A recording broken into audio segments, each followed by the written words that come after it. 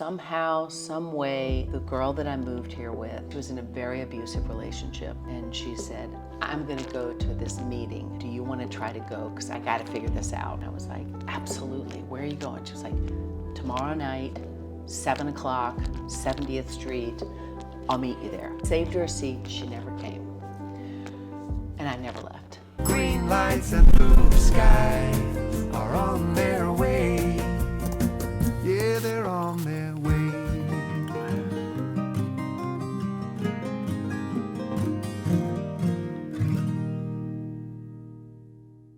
Hey everybody, Corey Rabin here. Welcome to Crosstalk. Excited to bring you a terrific episode with a dear friend of mine. She just celebrated 33 years of sobriety, which is something that's no small feat. One day at a time, 33 years is something to be really proud of. So without any further ado, I'd like to introduce you to Weze, Louise Phillips. Thank you. Hi, Corey. Thanks so much for having me. I've been hearing all about these very interesting and inspiring episodes, so I'm grateful to be here. Yeah, as we go on, we have more and more exciting people coming on. So you're the next. There you go. Explosion of calm and sobriety, and what we're trying to do is we're trying to help people connect with one another. And whether you're in recovery or not, the stories that we go through, the lives that we lead, are instructive for everybody. And so we're hoping to make it so that people can learn something from this and enjoy getting to know somebody else. So I love it. all I right. love it. So in the old days, we used to call it a qualification when somebody shared their story.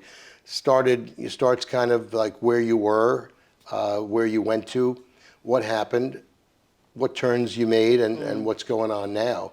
So I just kind of want to riff a little bit with you, and as we do in Crosstalk, we're allowed to interrupt each other. I love that. Yeah, it's a good name, right? Too much. That's perfect. Yeah, my daughter actually thought of the name. She said, you're not allowed to do that when you're in meetings, so why not? That's a great name. I love it. We're doing it. So tell us a little bit about how things started in Weze's life. Well, I born and raised in Nashville, Tennessee, and I can get my accent going right now if I need to and tell you to cut the lights out and sit back and listen and enjoy. But no, I fell off the boat from Nashville. Back in the day, we would say that was a what was it when you move. Transition? No, when you're running away from yourself, you move. I moved to New York. Geographic. Yes, I did a Geographic to New York.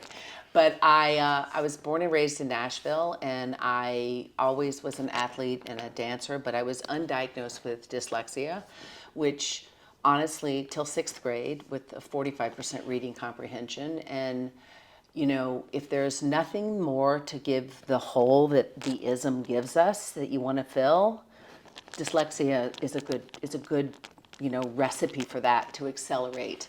I think that when I read for the first time, which I don't even remember how long it took me to really be quiet enough to read, but self-centered fear was something that just I held on to and can remember that I thought my family was going to leave me when we were going to Florida because I didn't know how to tie my shoes. And that was like a memory from a 6-year-old.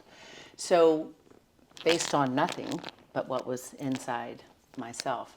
So I think my childhood was a loving one with an amazing family, but trying to find myself was a journey. And when I, had my first drink, I think I drank a cherry vodka, little pint. How old were you? I was 8th grade, and I had I was in 8th grade, and I had a senior in high school on top of me. So it was kind of like the rest of need I say more?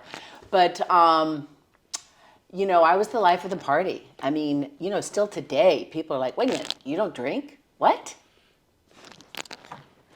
Really, you don't drink? But being the life of the party was a distraction from how I actually felt. And that is every day something that I have an awareness with, and I'm so grateful it's not work anymore. It's not, I'm comfortable in my own skin, and that's taken years. You know, I used to say I graduated from drinking. You know, I mean, I'll never forget when I would, alone, because ultimately I ended up alone, but I would take the cigarette butts out of the Crown Royal and kind of drop it on the, just chug it back until the ashes didn't quite get down. It makes perfect sense. Oof, just makes my bottom tingle. It's terrible. So you talked about coming to New York from Nashville, and we were talking about 8th grade. So you didn't come in 8th grade. No, I didn't. I seemed to hold myself together. I was quite an athlete, and I was also a dancer. I came to New York to dance, but I really At what age also, were you when you came to New York? I was after I graduated from college. There's a moment in this to share that was a really powerful moment that, you know, was a pivotal event that affected my recovery from even today. I went to University of Tennessee. I had a scholarship to dance. I danced for 2 dance companies. All of a sudden, sort of like all my friends were graduating and I was still slinging drinks and modeling and dancing, but really I was sort of going sideways. And my mother had fallen and bumped her head, and she was anemic, and she had a blood transfusion and then had to have a liver transplant. And so at 63 years old, she was probably the youngest, second youngest person to have a liver transplant, and she was in Pittsburgh. So we were all, my brother, sister, and I, and my dad. My dad went in August and didn't come home for almost 4 months, and didn't come home with Mom.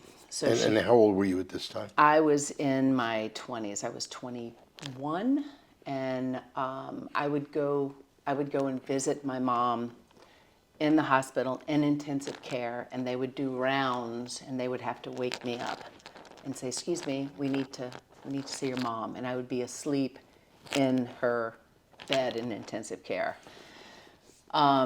I made a decision January 27th to not go see her in the hospital. I decided to go to a party in Gatlinburg, and my mom died that night. And I drove in a blizzard home in Nashville, drunk, high, and I just waited for my dad and my sister to fly home with Mom.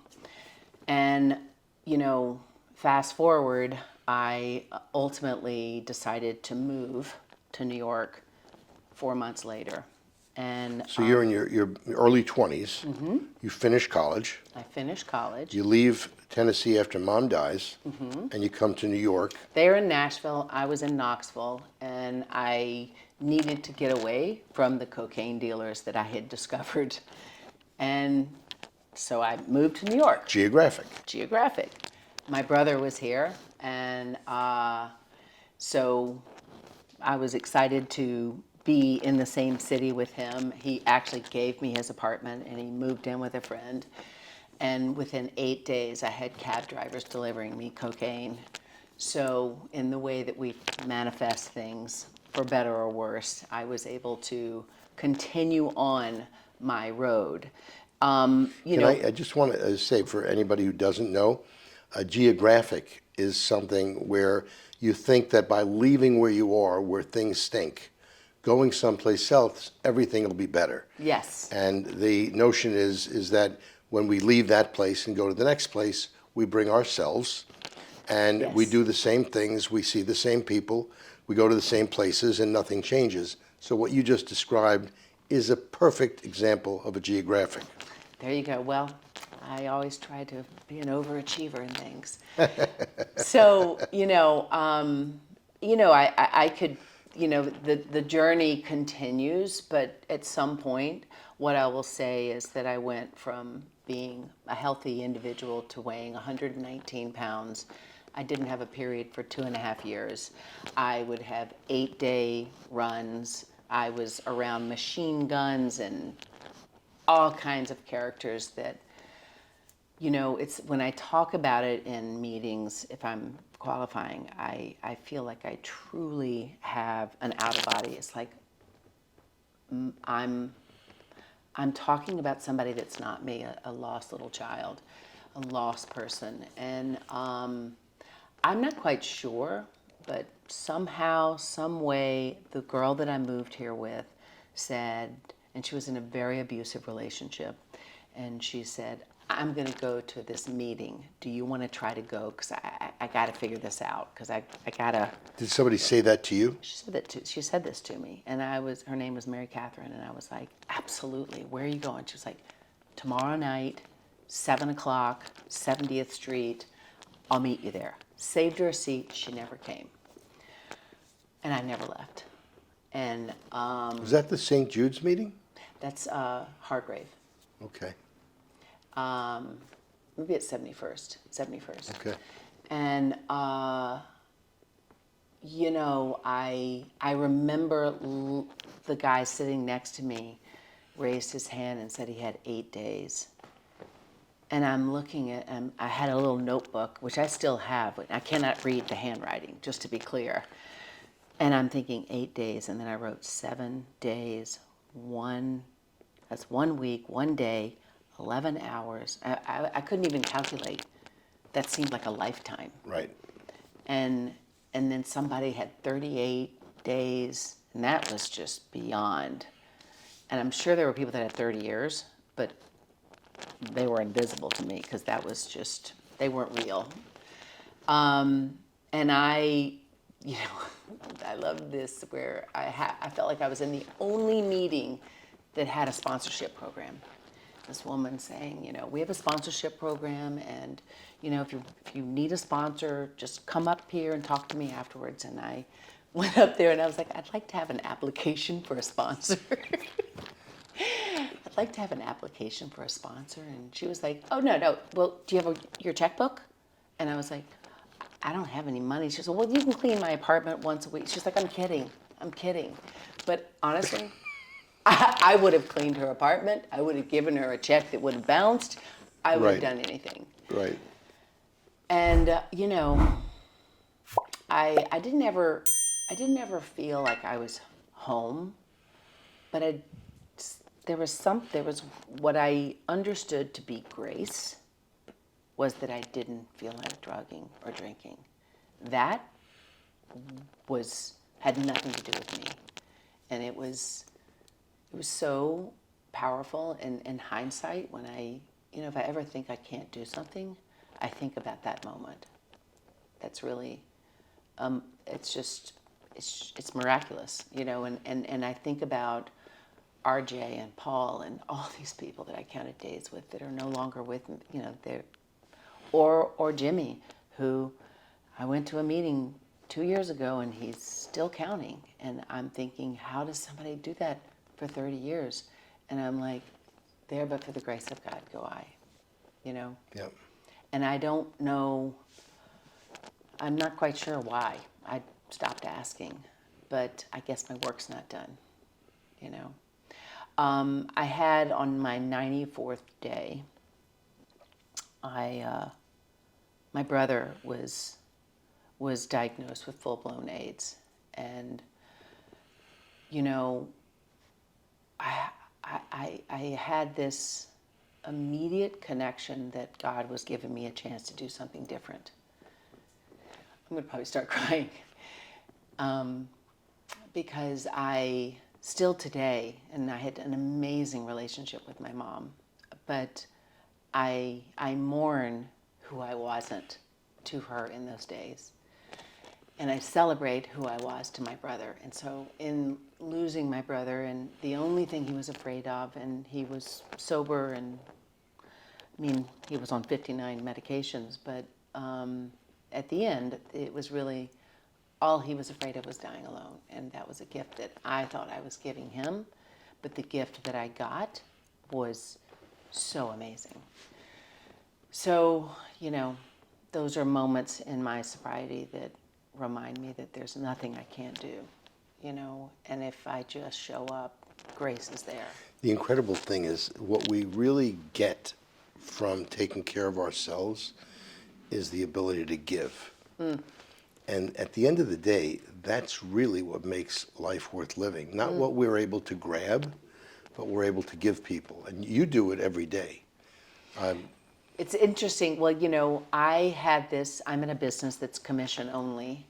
And, you know, I was so excited when I was slinging drinks and somebody was like, you'd be really good in real estate. And I was like, oh, she was like, call my friend. And I went and called her friend. Not sure how I showed up, but I called her friend. I got a job. I told my brother, I got a job in real estate. He's like, you know, it's commission only. I was like, ooh, no, I didn't. So, you know, I made $8,400 my first year in real estate. Keep coming back. But what happened for me in recovery was that being of service translated, and the moment I realized that I could be an educator in my business and I could be of service, then it wasn't about me and it didn't matter. Just put your one foot in front of the other and show up for them, because it was not easy for me to show up for me. Even though I was doing it, it didn't feel the same. It felt easier to care for somebody else than for myself. And in doing that, you get your own self-care. I identify a lot with that because for 40 years, I've represented people doing the things that you do with them, which is folks that are buying and selling New York City real estate. And when I went to a closing table and I was able to effect the transaction and finish the job that the broker started, I forgot that I was getting a check, that I was getting paid. Yeah. It was always felt like, Yeah. oh yeah, I get this. Isn't that nice? Yeah. But you put the person first, you give first. If you focus on that, it's hard. Make no mistake, it's work. But it feels like less of a job when your For sure. real intention is to try to help somebody get what they're looking for, what they need. Yeah, yeah. So I think that those are lessons. You know, I think when you have obstacles, you know, I had a lot of trouble going back to meetings after I went through my experience with my brother. He died in 1993, and I got sober in 1990. And, you know, I had no boundaries. Like, I just regurgitated everything, the deepest secrets between my brother and I that were probably inappropriate and too much information. And so, and through that vulnerability, as you know, there's this amazing magic that happens when people are just raw. And that love and that people identifying with your pain was incredibly consoling. However, when I was in that bubble with my brother for the last 5 days of his life, when he said, I'm ready, come home, I'm going to start morphine. This is, you know, I was living with AIDS. I'm not living with AIDS. This is not living. And he was ready to go. And he hallucinated every important person in his life.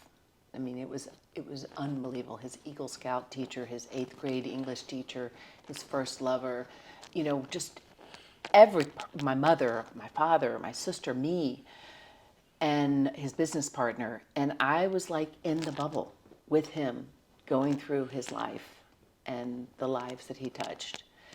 And when I came back to meetings afterwards, people were like, I felt like right here. I'm like, whoa, hold on. So that was kind of an interesting process for me. And I still have to, have my feet take me to meetings.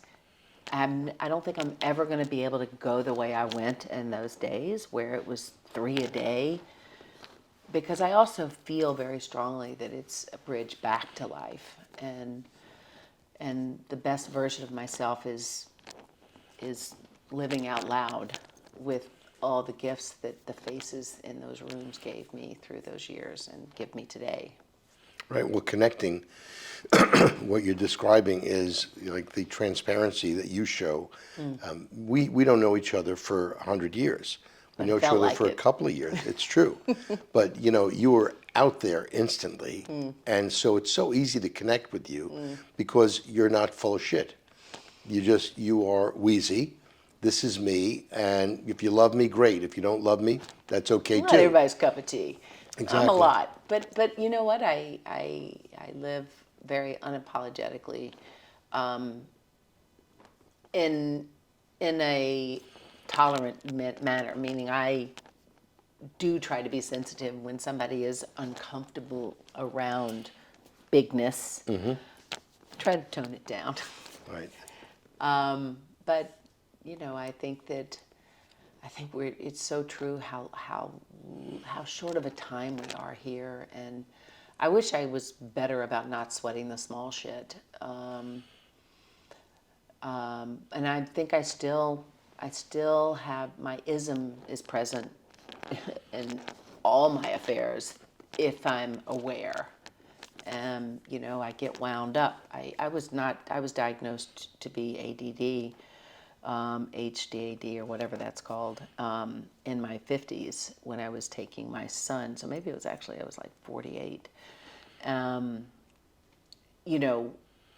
I remember talking about my son possibly having ADD and medication, and and I was like, I don't really want to do this. I'm trying not to live with any medication, and so she was like, if you think of a rope and it sags, and that, you're like this, you're taut all the time, and the self-care, and those are the words she used, the self-care you will give yourself if you allow yourself for that rope to be more relaxed and you have more time to process.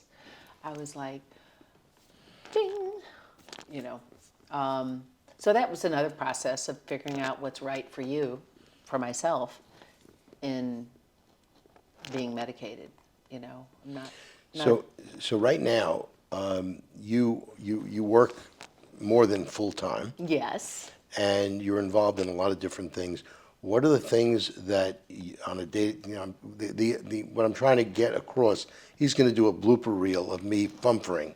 Fump. Yeah, because Okay. I sometimes can't get the words out properly.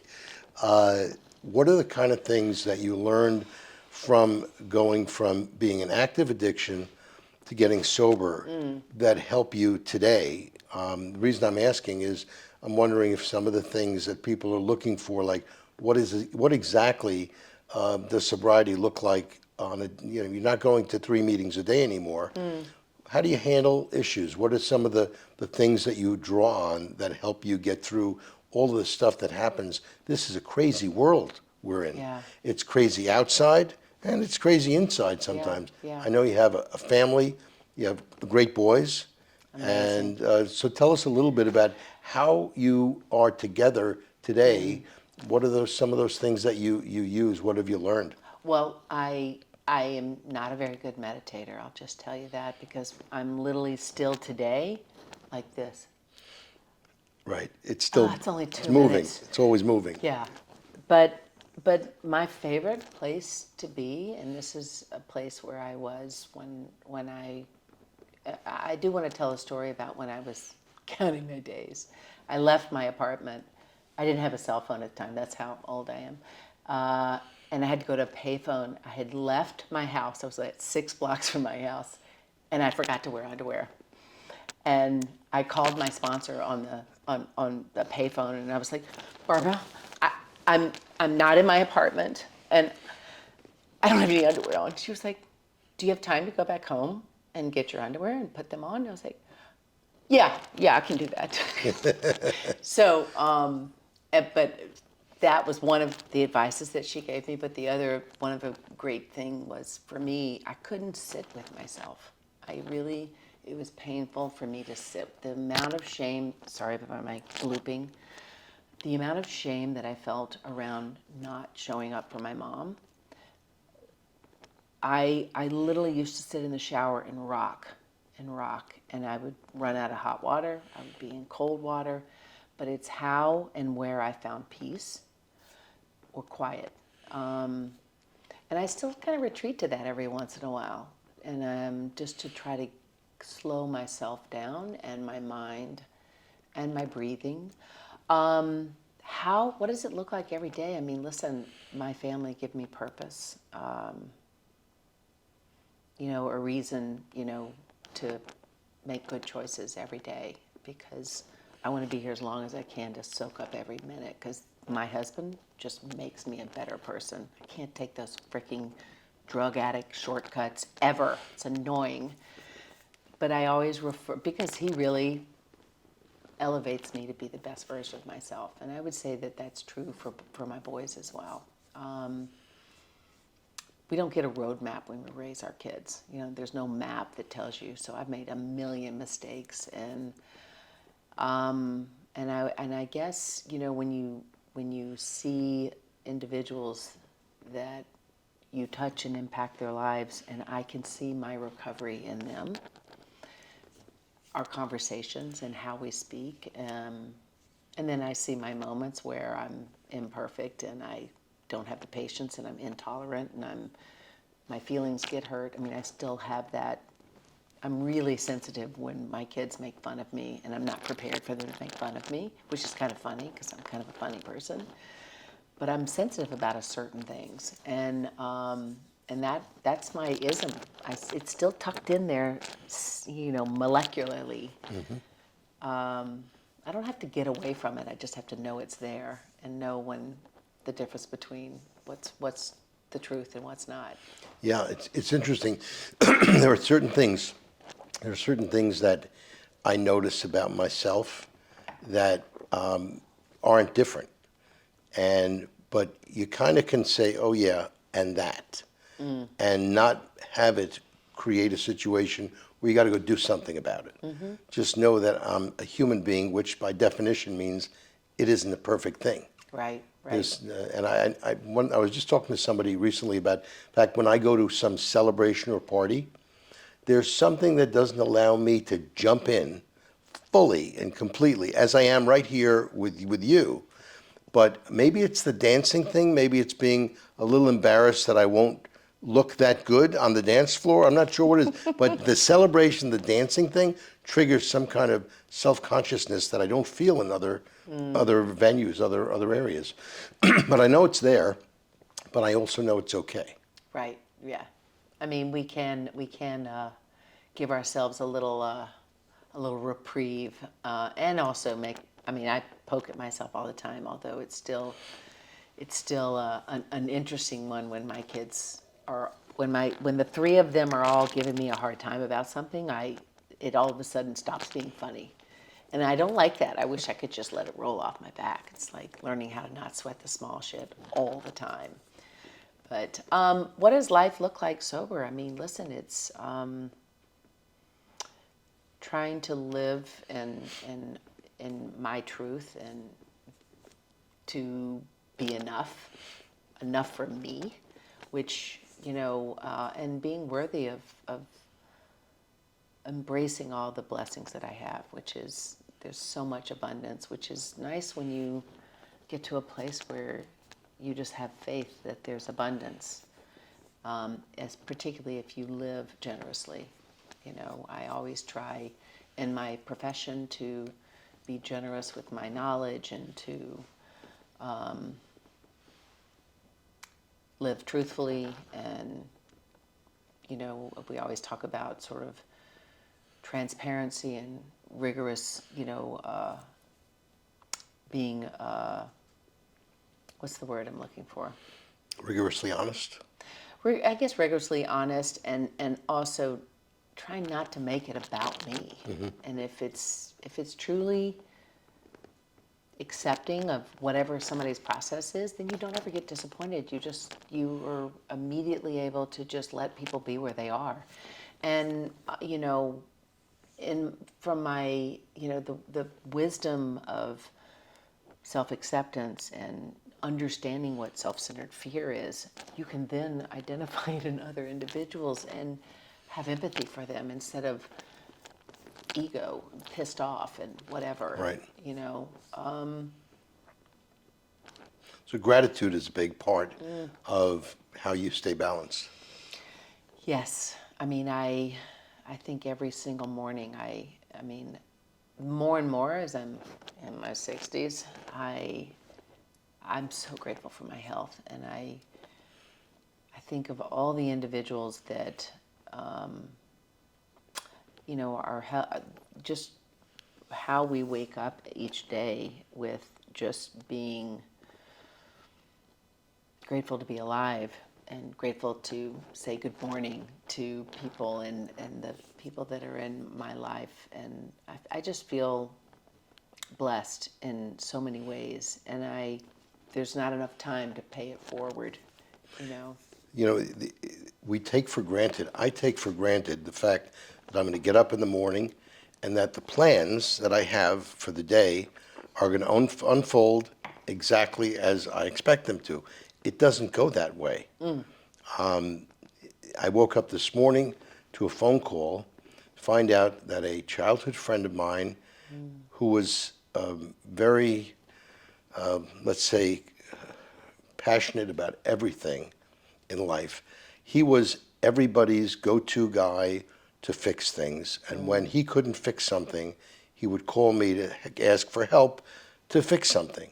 Well, he saw what happened in Israel on October 7th. He immediately made a beeline from New York to Israel. And apparently what he saw there was so horrific that they just told me this morning that he passed away. And we don't know the circumstances of it, but the last person I would have expected, and this guy was a guy who helped everybody.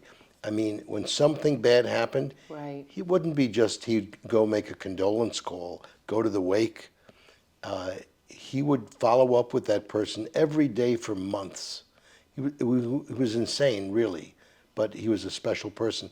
And what happened, his parents were Holocaust survivors, and he felt very compelled to go there. And I guess what he saw was Broken heart. Yeah, I don't exactly know what happened, but I'm devastated by sorry. his loss. Everything doesn't have to be the way we expect it to be. Everything's not going to be. To be able to do this today and sit with you and know that I'm doing the best thing I can do, which hopefully is going to give back to other people, to be able to bring your story and your journey to other people. That's the best thing we can do, is to reach out, reach our hand Stay out. connected. Yeah, and that's how we're going to stay sober, and that's how we're going to stay comfortable in our own skin.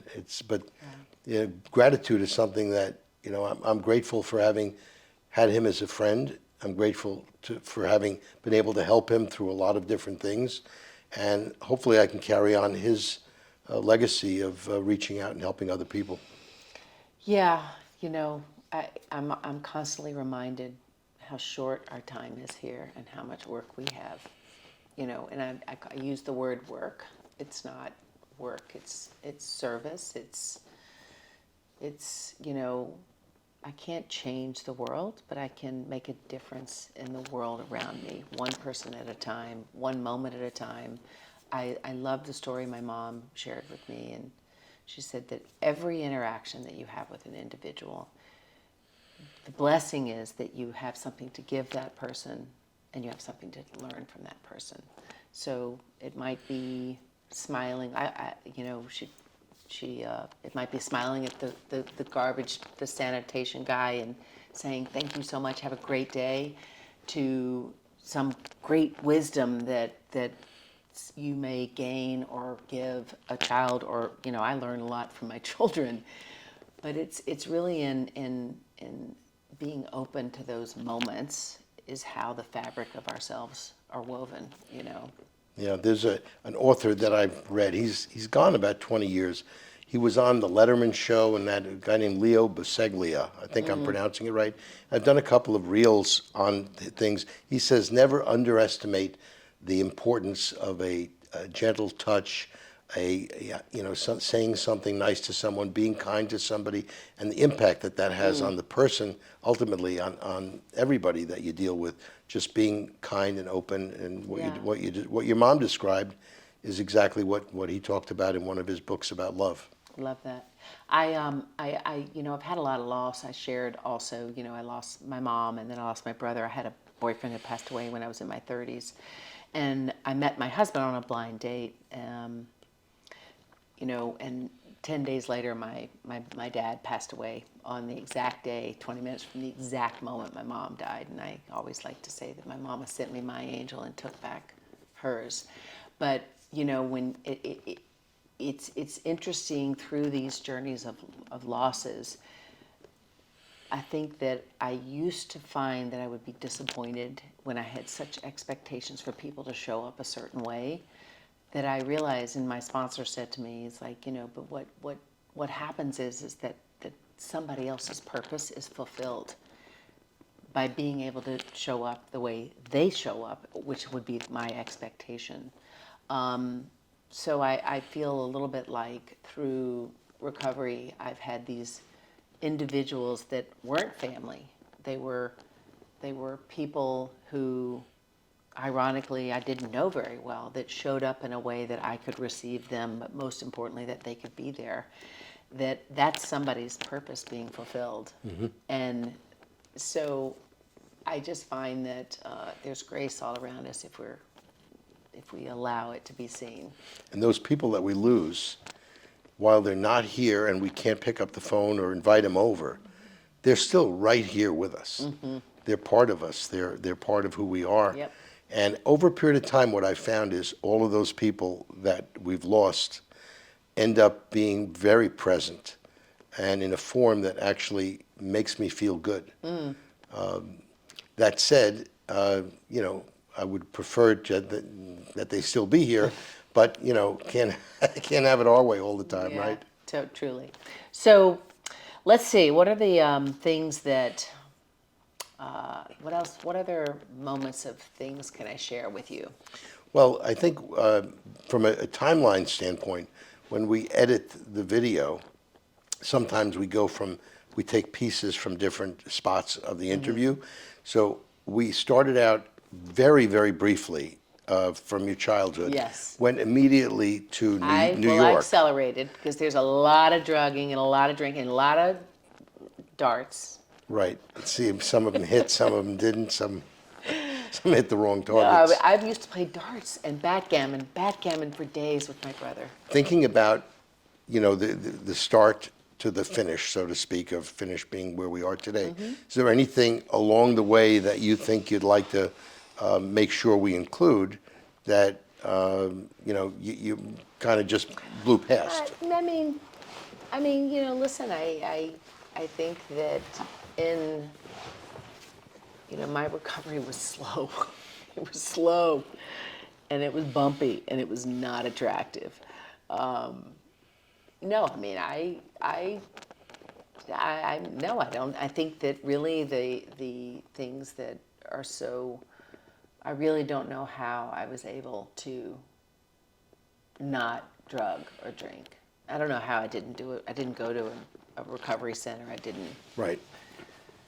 And I don't know. I mean, I really don't know if I have another one in me, you know. And I think about Jimmy, who works in the theaters. He's in the union, and I'm good to Irish boy, and he is still out there. He's put together 2 years and 3 years and 1 year and 18 months and 2 days, but God bless him, he keeps coming back. I'm just grateful that I am a day at a time. I don't think if I know what I know now and I went out, I don't know if I'd let myself come back.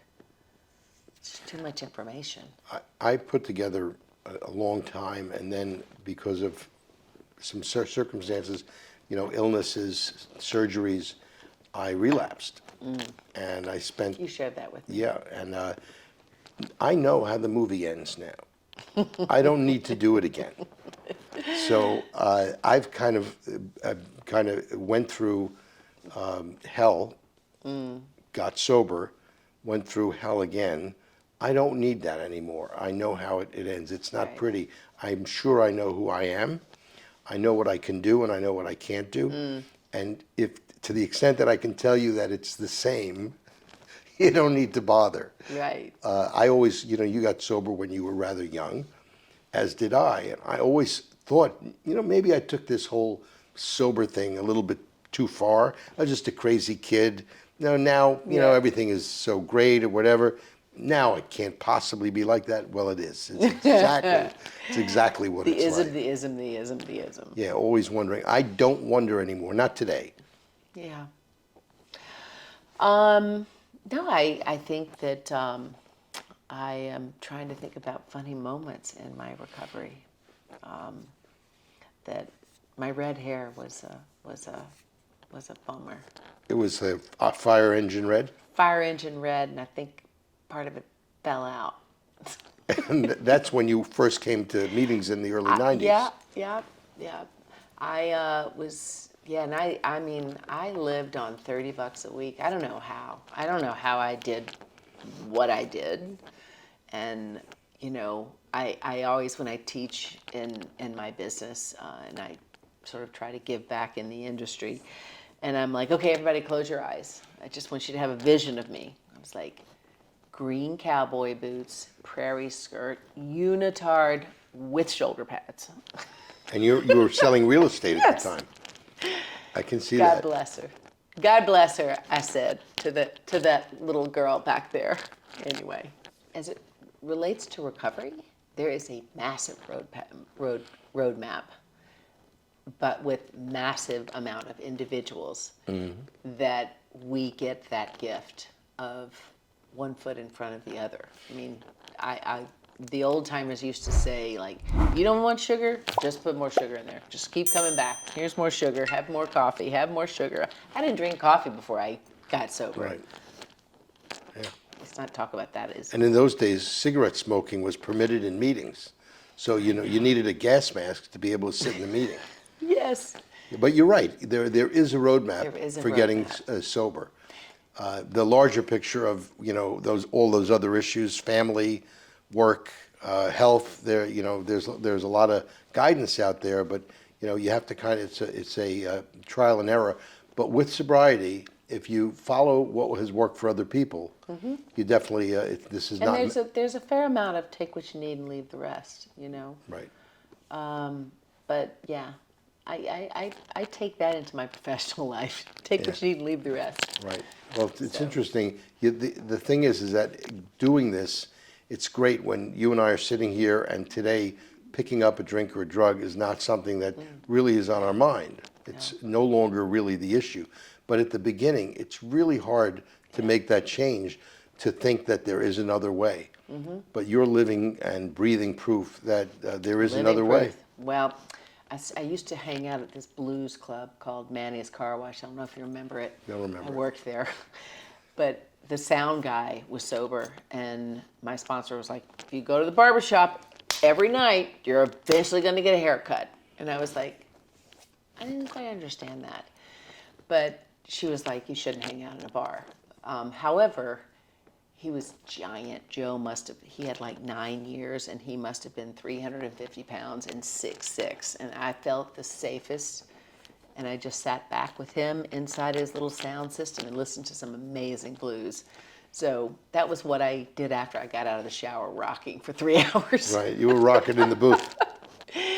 Yeah, you really don't, I really did not know how to live. I did not know how to put one foot in front of the other. And thank God there were so many people that were like my guardrails, Right. Well, I'm grateful for your being with us. It's really fun to get to know you a little bit better. And, your story is as compelling as it gets for, how you can still have yourself and still have things that you work on every day, situations that don't really make you feel great. The stuff with your family when you end up feeling like you're the object of, Right. Of any kind of teasing or whatever, or just the who we are. Yeah. It doesn't mean we have to change how we feel. We just have to deal with what we're feeling, talk about it, and Feel it, fuck it, file it. Good. I like it. That's going to be our new thing. Feel it, fuck it, file it. Love it. Live by that. That is the perfect exclamation point on this interview. On that note, drop the mic. Very good. Thank you, sweetheart. Give me a hug. We got to take a picture too. Oh, the best. Beautiful interview. Ooh,